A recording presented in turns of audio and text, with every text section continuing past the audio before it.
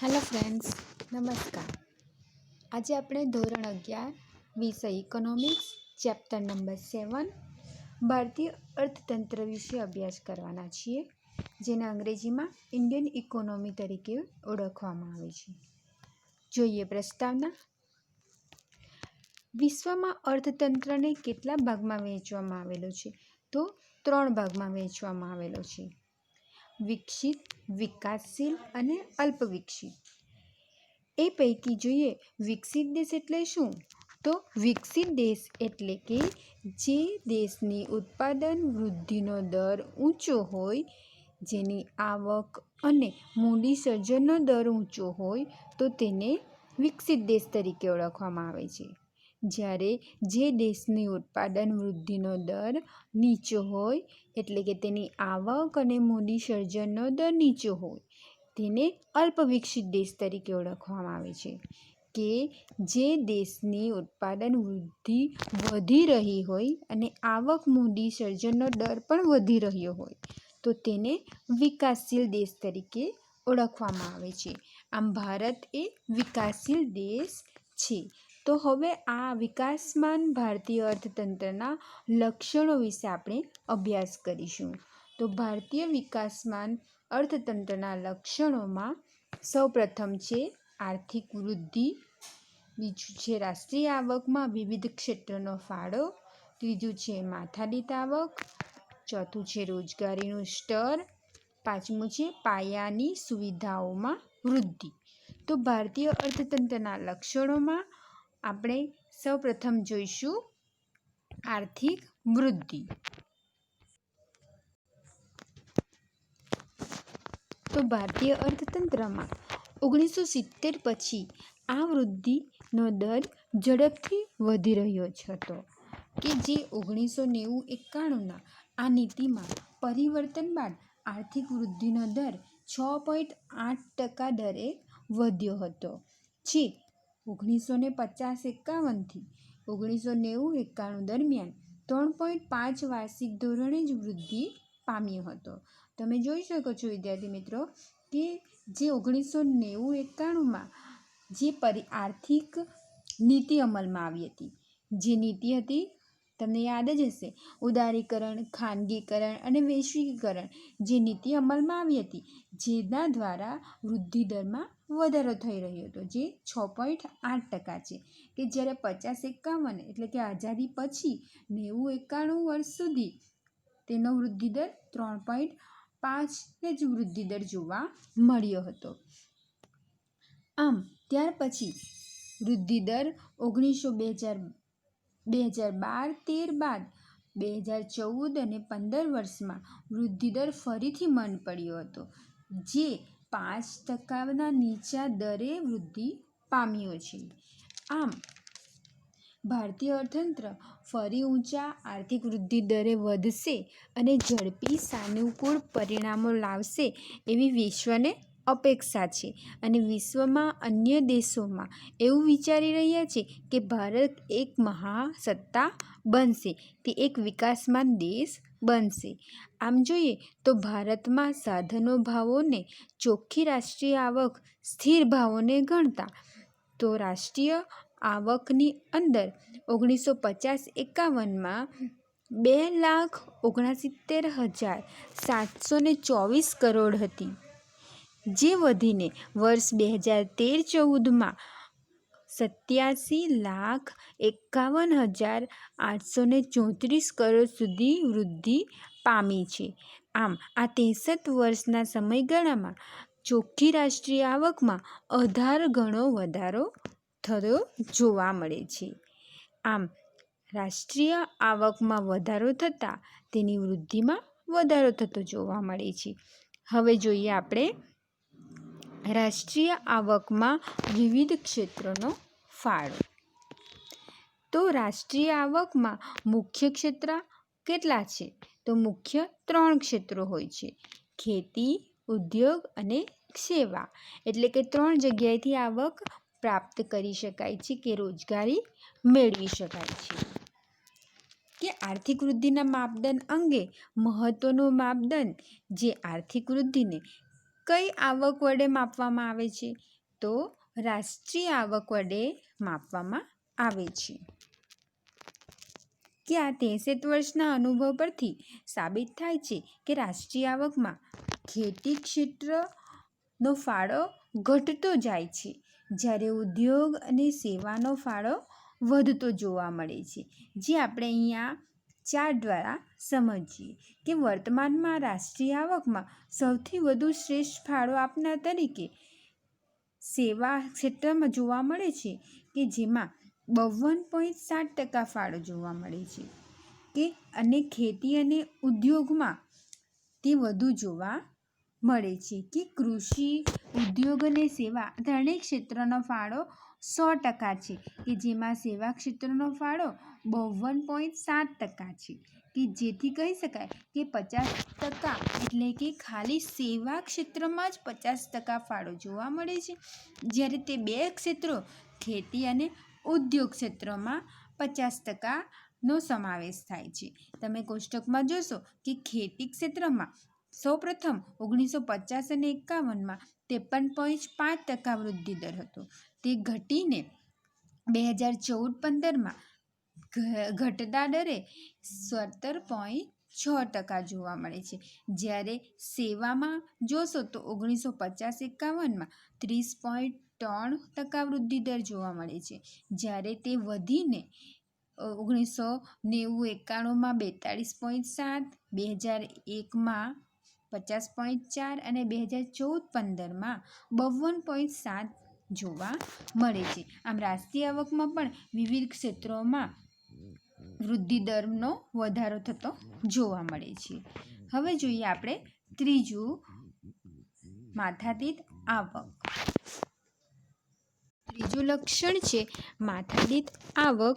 તો ભારતમાં વર્ષમાં 1950-51માં માથાદીઠ આવક જોઈએ તો એક વ્યક્તિની એક વર્ષની આવક 7,114 હતી, જે વર્ષ 2013-14માં 39,904 થઈ.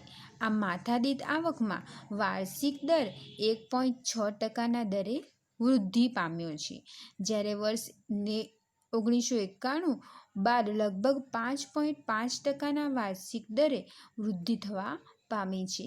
આ માથાદીઠ આવકના લક્ષણમાં જોઈ શકીએ કે માથાદીઠ આવકમાં પણ વૃદ્ધિ થવા પામી છે. કે માથાદીઠ આવક એ કઈ રીતે મળી શકે છે? કે જે રાષ્ટ્રીય આવકને ભાગતા વસ્તી જે આપણે માથાદીઠ આવક મળી શકે છે. કે 1950-51થી વર્ષથી કે 1990-91 સુધી નજર કરતાં જોઈએ તો માથાદીઠ આવકમાં 1.6% દરે વૃદ્ધિ થઈ હતી, જ્યારે 1990-91 બાદ લગભગ 5.5% દરે વૃદ્ધિ થવા પામી છે. કે જે આર્થિક સુધારાના કારણે વૃદ્ધિ દર ઝડપથી વધી રહ્યો છે. હવે જોઈએ ચોથું લક્ષણ, રોજગારીનું સ્તર. રોજગારીના સ્તરમાં 3 પ્રકારના ક્ષેત્રો જોવામાં આવે છે, કે 3 પ્રકારના ક્ષેત્રો તારવવામાં આવ્યા છે. પ્રથમ છે પ્રાથમિક ક્ષેત્ર, બીજું છે ઔદ્યોગિક ક્ષેત્ર અને ત્રીજું છે સેવા ક્ષેત્ર.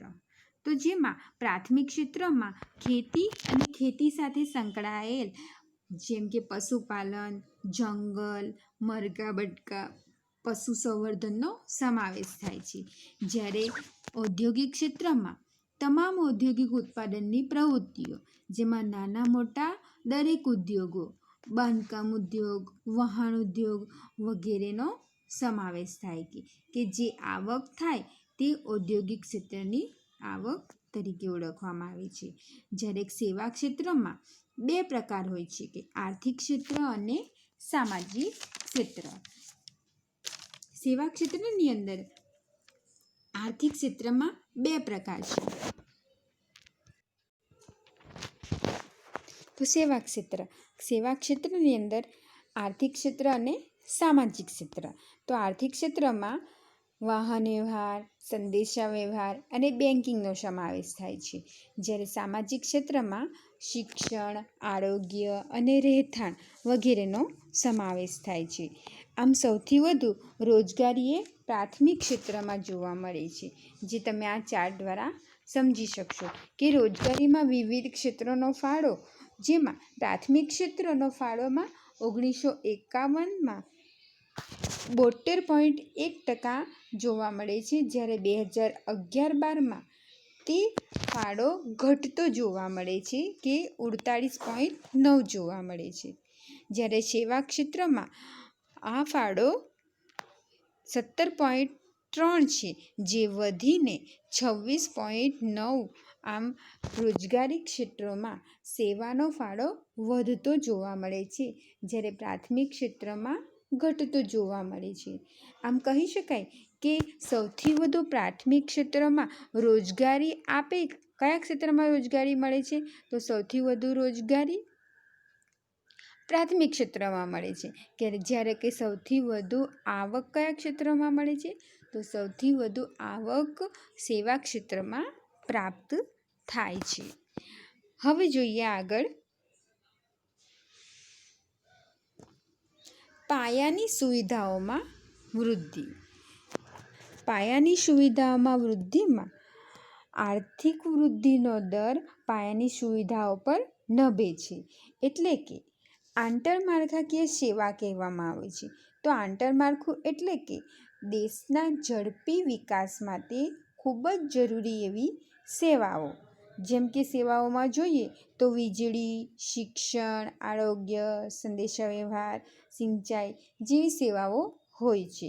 જેમાં આપણે કઈ કઈ સેવાઓ જોવાના છે તે જોઈએ તો આપણે સિંચાઈની સુવિધા, બીજું છે શિક્ષણની સુવિધા, ત્રીજું છે વીજળીની સુવિધા, ચોથું છે રોડ રસ્તાની સુવિધા અને પાંચમું છે રેલવેની સુવિધા. આમ અહીં આપણે પાયાની સુવિધાઓમાં અલગ અલગ સુવિધાઓ વિસ્તારથી જોઈશું. તેમાં સૌપ્રથમ છે સિંચાઈની સગવડ. તો સિંચાઈની સુવિધામાં જોઈએ તો 1950-51માં 22.6 મિલિયન હેક્ટરમાં સિંચાઈ થતી હતી કે સિંચાઈની સુવિધા મળતી હતી, જ્યારે 2012-13માં 63 મિલિયન હેક્ટર સુધી વધવા પામી હતી. એટલે કે કહી શકાય કે દેશમાં 45% વાવેતરનો વિસ્તાર સિંચાઈની સુવિધા હેઠળ આવરી લેવામાં આવે છે. એટલે કે 45% લોકોને સિંચાઈની સુવિધા મળે છે, જ્યારે 55% ખેતીના વિસ્તારને વરસાદ પર જ આધાર રાખવો પડે છે. આ જઈએ સિંચાઈની સુવિધા. તમે જુઓ છો ચિત્રમાં કે સિંચાઈની સુવિધા પ્રાપ્ત થઈ શકે છે કે 45% લોકોને સિંચાઈની સગવડ પ્રાપ્ત થાય છે. હવે જોઈએ બીજું શિક્ષણની સુવિધા. તો ભારતમાં આઝાદી સમયે 20 યુનિવર્સિટીઓ અને 500 કોલેજો હતી, જે આજે 2012-13ની અંદર 35,000 કોલેજો અને 719 યુનિવર્સિટીઓ સ્થાપવામાં આવી, જે કહી શકાય કે શિક્ષણમાં સાક્ષરતા દરે વધતો જોવા મળે છે. કે ભારતમાં સાક્ષરતા દર ઈસવીસન 1951માં 18.33% હતો, જે વર્ષ 2011માં 73% સુધી વધ્યો છે. હવે ત્રીજું જોઈએ વીજળીની સુવિધા. તો ભારતમાં વીજળી ક્ષેત્રે સિદ્ધિ હાંસલ કરવામાં આવી છે કે જે વર્ષ 2050-51માં 2300 મેગાવોટ વીજળી ઉત્પાદન થઈ રહી હતી, જે વર્ષ 2011-12માં 2,43,000 મેગાવોટ વધી વીજળીનો ઉત્પાદનનો વધારો કરવામાં આવ્યો છે. તે તમે જોઈ શકો છો વીજળી ક્ષેત્રે ઘણી બધી સિદ્ધિ હાંસલ કરવામાં આવી છે. હવે ચોથું જોઈએ રોડ રસ્તાની સુવિધા.